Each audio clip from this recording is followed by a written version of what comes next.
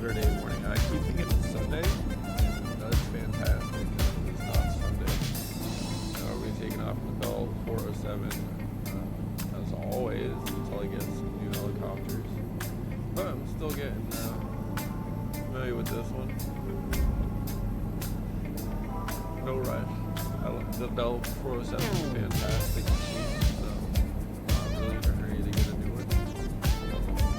And hopefully y'all can hear me okay. I never really know until I go watch the long form video, because these are all done in one shot.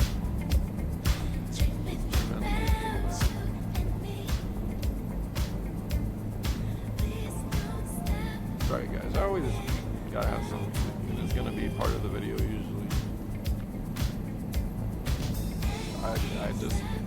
I'm not usually in the mood to just hear the droning of the helicopter forever. That'll put me to sleep, actually.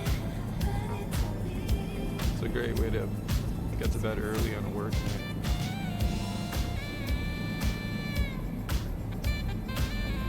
Maybe we'll run into some more helicopters today. I ran into a few out here yesterday.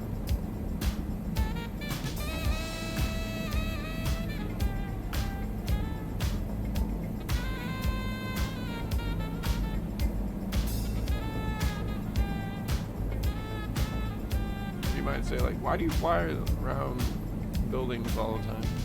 Well, one, it's more challenging versus flying through the air normally. Like, anyone can fly through the air, but the more time you spend avoiding obstacles, the more intimate you'll become with the nature of the flight mechanics of a helicopter. And so right now, I don't feel any stress flying around like this between these helicopters, between these buildings with this helicopter. It just feels relaxed. I'm not putting any effort into this because I've become more intimate with the nature of the control, the nature of the flight character of the helicopter.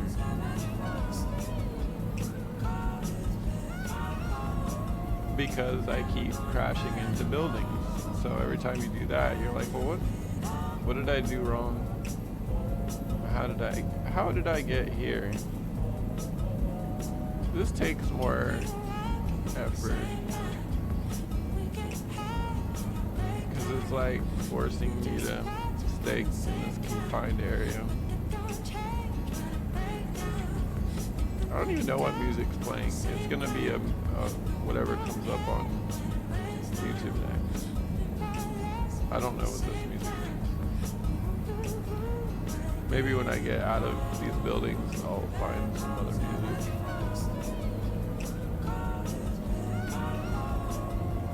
You can see right now, the game is not loading in the buildings 100%. They look like cardboard boxes.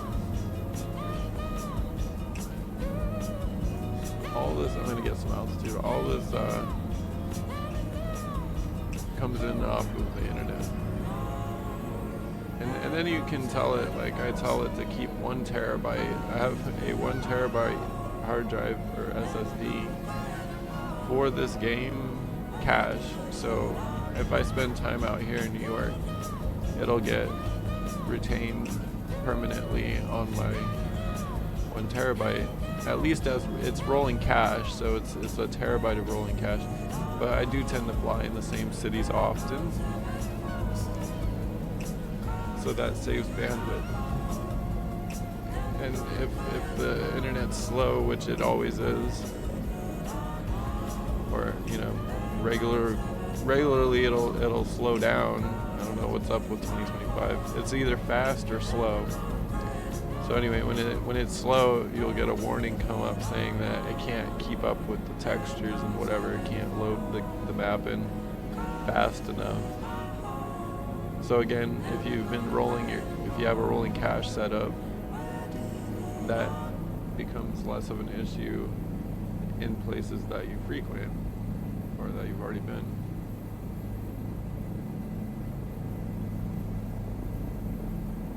But a terabyte, you guys, I dedicated a terabyte for this simulator because it is the entire planet Earth, and I don't think a terabyte would be enough to map the whole.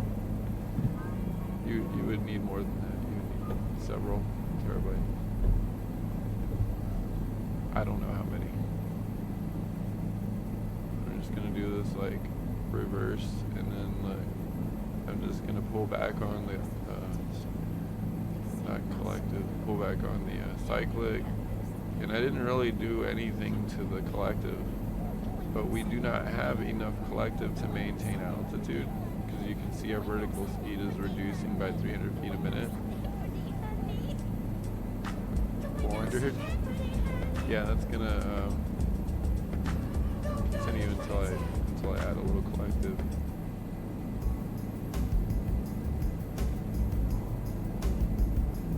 And by a little, I mean a hair. It'll take a lot. You're changing the pitch of the plates. Okay, so you're still descending. Add a little more. Actually, instead of adding, I'm just going to pull back on the stick and remove our forward momentum. And that's going to translate into vertical speed up. Oh no, we can't listen to her at all. That's going to get me banned. I have to pause that. Who's that? Said? Yeah. Hopefully that didn't ruin this whole video. I don't listen to that.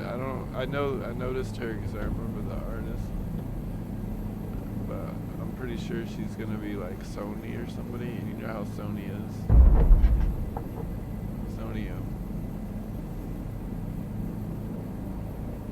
Sony is like hardcore about their copyright stuff.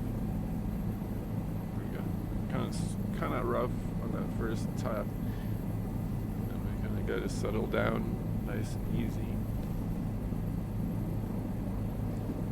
And we're working both cyclic and collective while we're landing and taking off. I mean, you're using all controls, rotor to tail.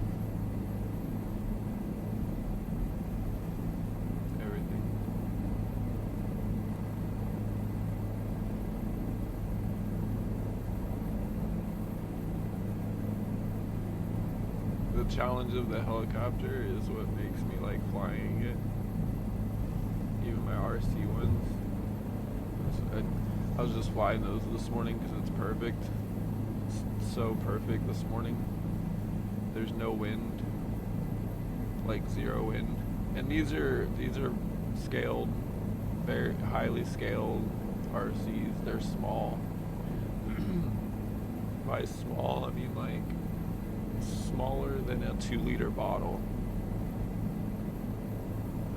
About the length of, probably about the length of a 2-liter bottle, but you know, imagine it was a helicopter shaped 2-liter bottle. And I was flying the pants off of them this morning, like dragging the skids at like full bank acceleration, like on takeoff, just for like 100 feet, just dragging the skids like full blast.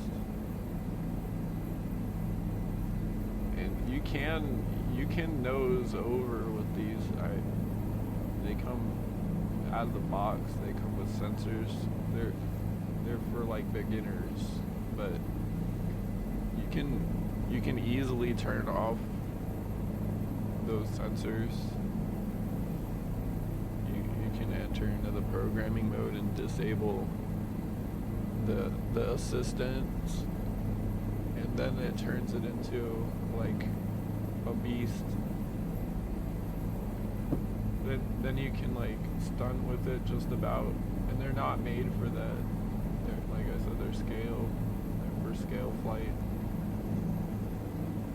But once you disable they have an optical flow sensor and an altitude sensor, and then also a gyroscopic sensor, and you can disable that stuff, and then it turns it, like I'm saying, if you give it input, it'll do the input instead of like, you know, processing it and buttering it up and then pushing it through the input. That's how it would normally be. So like it won't let you, normally it won't let you nose over. That's what I'm saying. It wouldn't let you.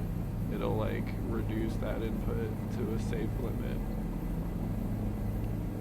So when you disable that stuff, then you can like, man, you can get it. I'll have that thing like sideways like this, like just full blast, or we might crash. Full blast on collective, like dragging it sideways, dragging the skid sideways.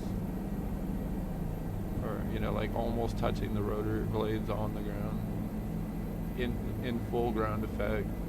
And it'll scoot. That thing will be going like 50 miles an hour at ground level, touching the skids, tapping the skids on the ground. And then you can like swing the tail around, and then it just goes like, it does that tail whip thing where it just goes in reverse, but like 90 degrees up. They're fun. I'm gonna get the bigger one next year, like a 450 size. These are 300, or no, I don't think they qualify as 300. They're more like 200 size. Say 200 millimeters. They're like I said, they're like the length of a 2-liter bottle. And the one I'm getting is gonna be like almost 4 feet long. Next one I get. But these I fly in my neighborhood. Like I'll walk out front and fly them. Like I'll fly the pants off out in the parking lot here because they don't weigh anything. So like, let's say if I make a mistake, which would be unusual and rare, but like let's say I did crash it into a parked car or something, the whole thing weighs like 5 ounces. So, and there's no metal parts exterior to it. It's all like nylon material. So like even if you smash it, I haven't done it in a long time, but when I first was flying, I've crashed into myself at a good clip, like full speed, and it doesn't hurt. There's no mass to it, so it's like getting hit with a pillow at 30 miles an hour. It'd be like, oh, like that doesn't really do any damage. Or like a wiffle ball or something, like getting hit with a wiffle ball at 30 miles an hour, it's not going to do anything. And the neighbors don't seem to care. They come out and watch. They'll come out and be like, damn, that thing is cool. Like, how do I get one? Like, helicopters are awesome. You should get one. So I'm like pushing my hobby on other people every time I go out with them. That big one though, I don't think I'll fly that in the neighborhood. That one could probably do some damage if it hits into something. The 450, the 500 size, that's what they call them. They go in millimeters or something. And that's the length of each blade. So that's the blade length, not the actual whole craft length, but the blades, which turns out to be pretty big. They use the same battery packs that my RC cars use, like my 10th scale, which is going to be awesome because the battery packs, you can make your own, and then also there's like options, so you can run in how many cells, like how many cells do you want to run.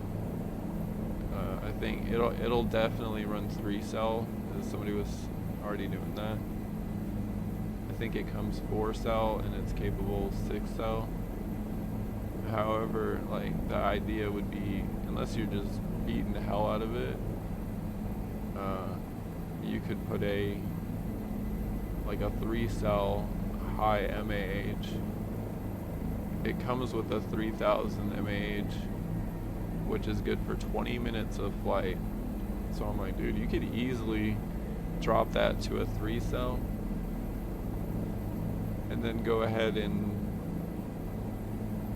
do like a 7200 or something, and it'll lift it. Like, it's, even with the battery pack that it comes with, it's not anywhere near its lift capacity. So that's what I'm saying. You could easily add a bigger pack to it, and then you would have like essentially doubled your flight time. You could have like a 40 or more minute, 45-minute flight time. And with that kind of flight time, that would be a perfect platform for an FPV flight, which I'm thinking about getting into that. I can like launch it from my patio here and just go fly around. Through all Las Vegas, because the range on these things is big too. Now, like I'm talking, it'll tell you like 14 kilometers. I'm like, I don't know how far. What is that in miles? That if you put that on a map where I live, that's a pretty big area that you could be flying around. Because you have telemetry, you can see when your signal's getting weaker, you can see how much signal you have, and so on.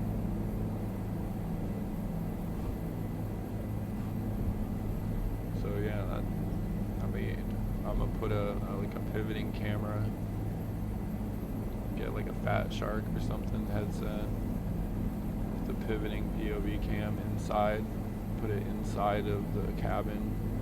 Because it's big enough, like I said, it's like 4 feet in length. So the cabin is big enough, the battery pack's not taking up the whole cabin area. Not at all. Like, dude, yeah, that's a perfect platform. Get into some PV, or FPV, what is it called? FPV flight. But I never cared about the drones. I mean, like, drones, whatever. I mean, they're neat, and I'm sure they're fun, but like helicopters are just cool. Like, look at this thing. You can tell me that's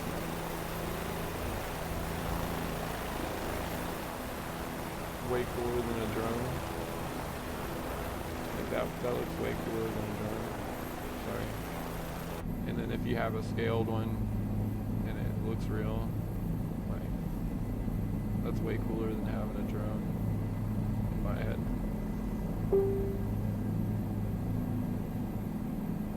So I'm gonna do an FPV one. I'm also buying a hang glider, and like I got a bunch of other stuff to do. Like I got a project car. Well, I mean, it works, it runs and everything, but I'm saying project as in I'm gonna be doing some upgrading on this car. I'm not sure somebody didn't already, so because I feel like somebody might have adjusted this stock map or something from factory. And I say that because I feel like it's boosting way harder than I remember the stock ones that I've driven did.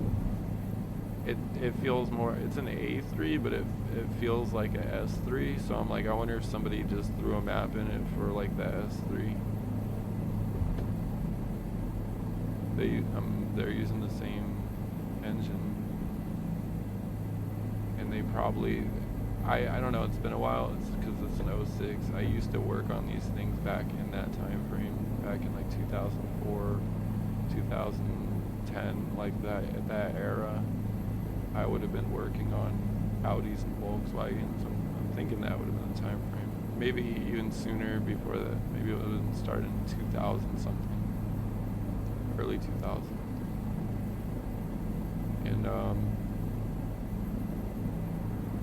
And so I remember driving the S series and the A series, and the S line always had more power than, I mean, they would have the same engine.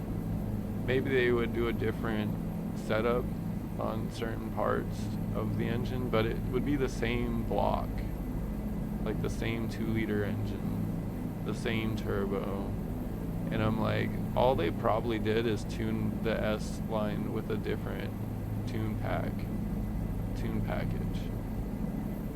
I haven't looked into it because we weren't performance tuning. We were just fixing cars. So we weren't a performance shop. These are two different elements in the industry. So you have like repair shops, and you'll notice they're compartmentalized. So like if you need a transmission or transmission work, you go to a transmission shop. If you need engine work for tuning purposes, tuning reasons, you would go to a tuning shop. Not a repair shop. We were a repair shop. So never got into the tuning aspect. We were, like I said, I was just there to maintain and repair, or make the car go again. Come in on a hook, don't start for some reason. Okay, let's see.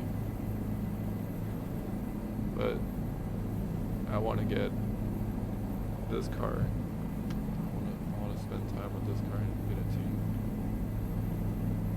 I'm not gonna do it myself. Like I said, there's different elements to things. It's ironic because my career path currently is performance tuning components, but the tech support of the side of that. So I'm not a tuner, but I could tell you what parts you might need for that.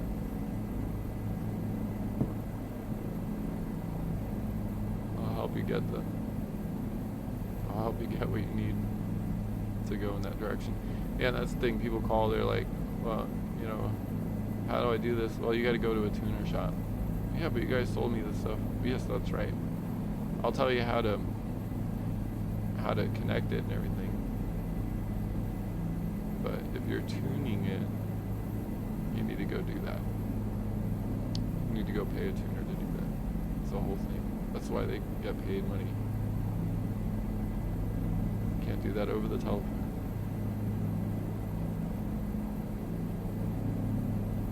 But I'm thinking that's the difference. I'm gonna see. I'm gonna look into it. And it's got 243,000 miles on it, like original equipment. So I'm gonna be spending money on the paint peeling off, get the paint cleaned up, and then get the engine performance tuned. Pretty much. That's it. I'm thinking you could, out of the box, it's like 200 some horsepower, like under 250. I want to say like 210 or something. And I'm like, you could probably push that to 300, like the S line. The S line was in the 300 neighborhood. And I'm thinking, like I said, if all they did was do a different tune on the, to give it more boost and a different curve pack or whatever, something different map for the fuel and all that. Got to push more fuel in or whatever. You know what I'm saying? I'm not a tuner, but I'm sure like that's what it is. It's like they're using the same engine and turbo and whatnot, and then they put a different badge on it. And the difference is a trim level interior, and then like they put a different tune in the ECU. That's my bet. That's my theory. Just from what I've seen in the industry, like that would be like very what I would expect. The same like with computers, when how they bin CPUs. Essentially, they're all the same CPUs, but some come out better than others.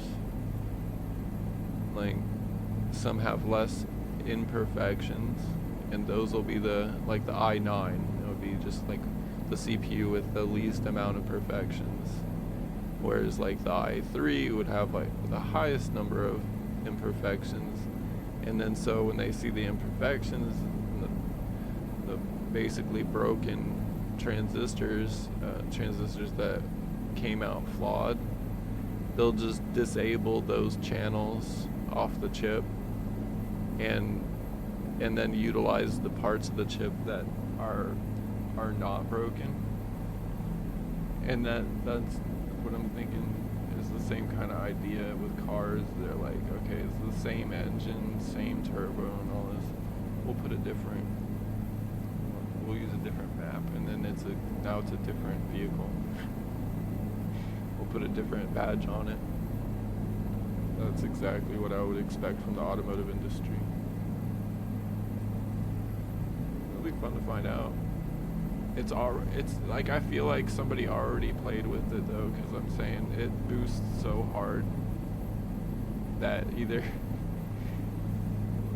it'll just start spinning the tires like second. If it kicks down into second, and it's probably maybe partly due to the tires being old and hard. The compound's hard now. But if you kick it, if you go full throttle and it goes down to second, and second will go to 60 miles an hour before it'll go third. So if it kicks down to second, it'll start looking for traction. The traction control light come on. And that's with 243,000 miles on it.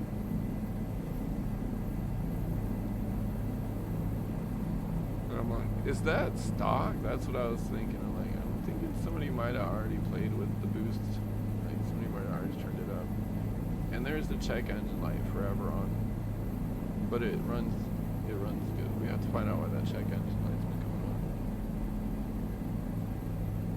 on. It said it was a cam position sensor, but that's a lie. It's not really the cam sensor. It's either like the sensor is just not, like, a bad wiring issue, or the ECU just doesn't see it at all anymore for some reason. And again, that's why I was like, did somebody disable it intentionally? Did somebody go into the computer and play with stuff on purpose? Because it runs like a bat out of hell otherwise.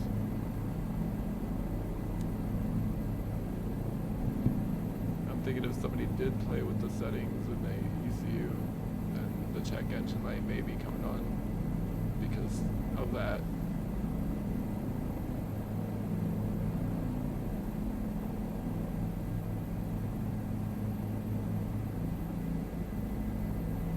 Like around town, you really don't need to let it go over $3,000. By the time it hits $3,000, it's boosting. Like I said, it'll just start boosting so hard. That's why I was like, I'm just convinced that either there's something wrong that benefited performance, something went wrong that, like, I was watching this video on like some race, maybe it was in the Nuremberg ring. Maybe it was a Porsche or a Mazda or something, but like the blow-off valve malfunctioned, and then it basically resulted in a 50% performance gain for the remainder of that race, and it like broke records as a result.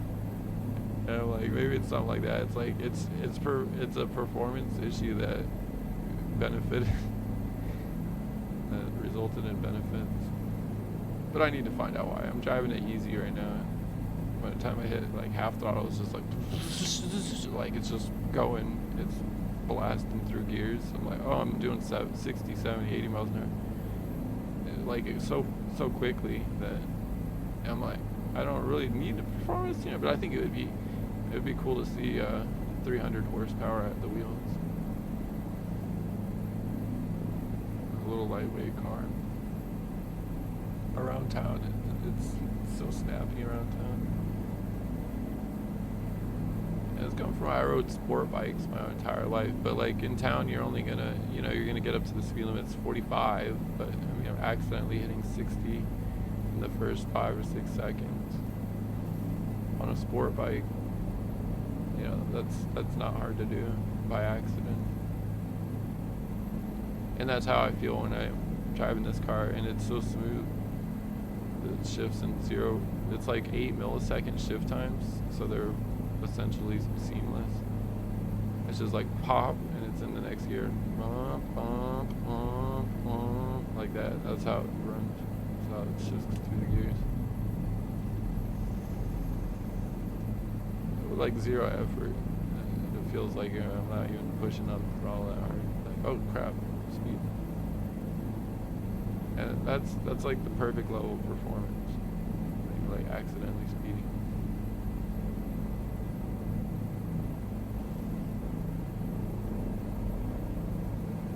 I don't know where we're going, so I might end the video and park it in this field over here.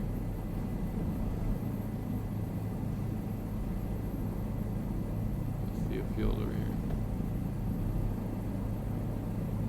I need to continually practice landing.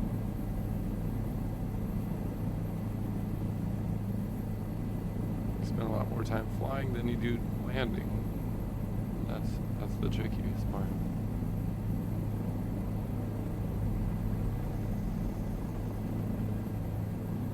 Park it over here. Nice and easy. There it is.